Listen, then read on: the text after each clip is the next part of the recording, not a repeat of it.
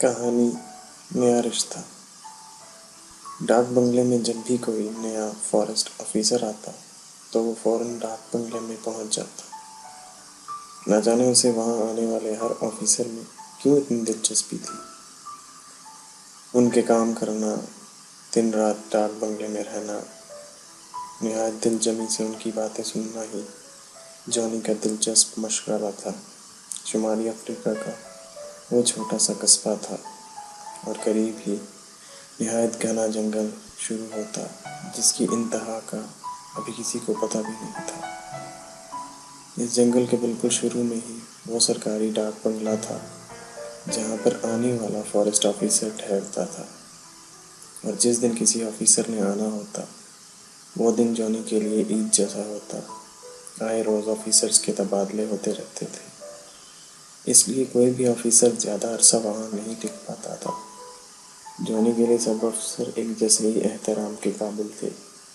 वो न जाने क्यों उन सब के लिए अपने दिल में एक नरम गोशा रखता था, वरना बाकी कबीले वाले तो जैसे डाक बंगले में आने वाले हर ऑफिसर के ही दुश्मन थे।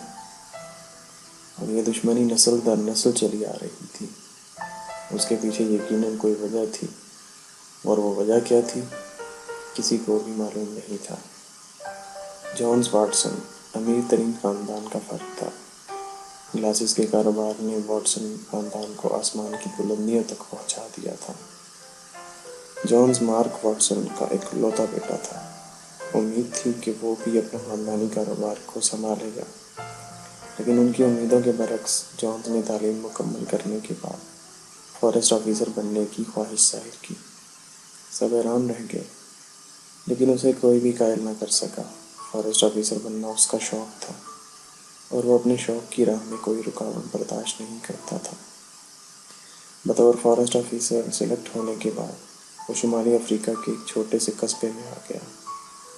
डाक बंगले में रिहाइश इख्तियार की और पूरी ईमानदारी से अपने फ़राइज़ अंजाम देने लगा।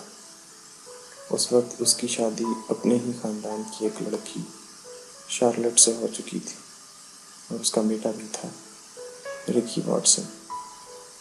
इस कस्बे के तमाम लोग स्याह फॉर्म थे, एक जैसे नकूश। बाज़ दफ़ा तो जॉन्स को समझ नहीं आती थी कि वो उन्हें किस तरह पहचाने, किस तरह अलग से शनाख्त करे। औरतें भी एक जैसी दिखती थीं। हाँ, वो सबसे अलग थी, या फिर जॉन्स को दिखती। शाहू उसका नाम था, बिल्कुल नौ उम्र थी। जॉन्स किसी और को पहचानता या नहीं, लेकिन शाहू को वो लाखों में शनाख्त कर सकता था। सफ़ेद फार्मों से नफरत के बावजूद उसे वो अच्छा लगने लगा। शाहू को भी मालूम था कि इस पसंद का अंजाम अच्छा नहीं होगा, लेकिन वो इसे नज़रअंदाज नहीं कर सकी। एक दूजे की ज़ुबान से नावाकिफ़ियत के बावजूद एक दूसरे की बातें बखूबी समझने लगे थे। यह शायद मोहब्बत की ज़ुबान थी जो नावाकिफ़ियत के बावजूद भी बआसानी समझ आ जाती थी। रोज़ उनकी मुलाकातें होने लगीं, लेकिन उन्होंने कभी इखलाकी हदूद पार करने की कोशिश नहीं की। जॉन्स तेज़ी से उसकी ज़ुबान सीख रहा था।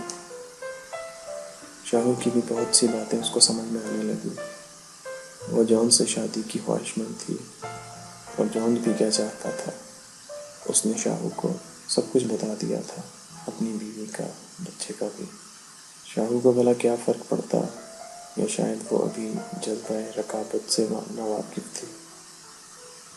शाहू से शादी करना आसान नहीं था, लेकिन उस कबीले में ये रिवाज था कि शादी में औरत की पसंद को तरजीह दी जाती थी, उससे ज़बरदस्ती नहीं की जा सकती थी।